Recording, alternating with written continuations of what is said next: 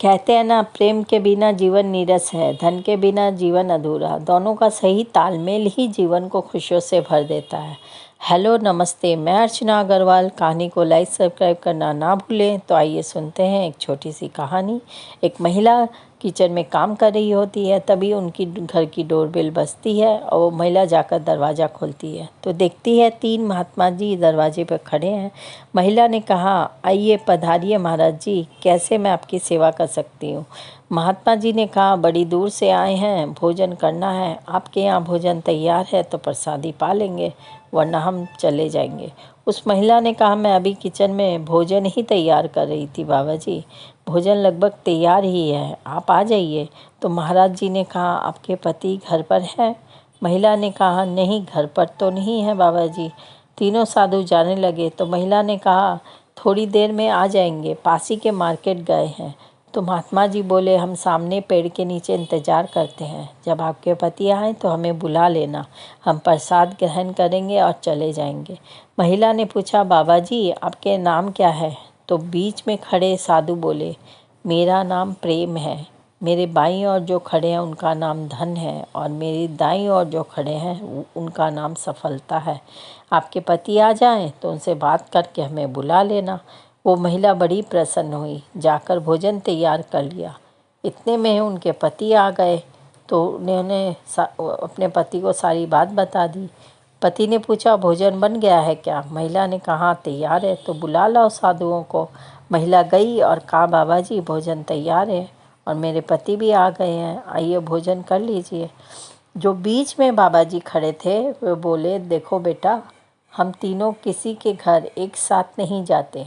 तुम जाकर अपने पति से पूछो कि किसे घर के अंदर बुलाना चाहते हैं, प्रेम को, धन को या सफलता को। जिसको आप बुलाओगे वो घर में प्रवेश करेगा।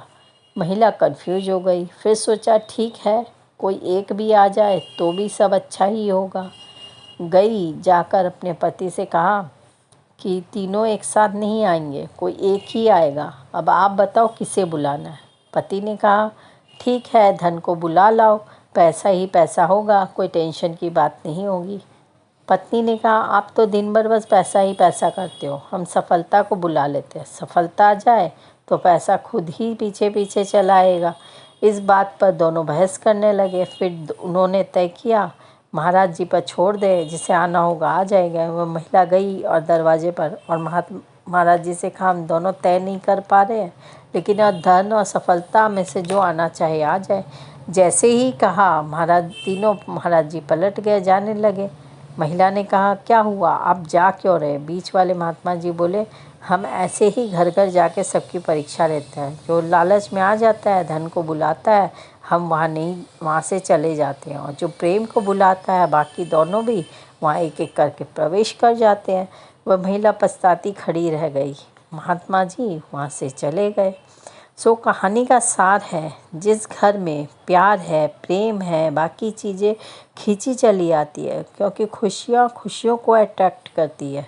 कई बार हम यही सोचते हैं, हमें ये नहीं मिला, वो नहीं मिला, चिड़चिड़े होते चले जाते हैं, जेलसी में आ जाते हैं, जो चीज़ें मिलनी चाहिए वो भी नहीं मिल पाती।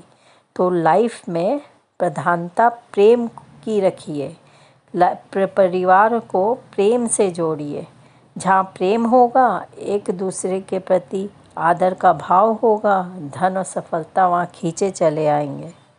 मेरी कहानी आपको अच्छी लगी हो तो लाइक सब्सक्राइब शेयर ज़रूर करें। राधे राधे, राधे राधे, राधे राधे।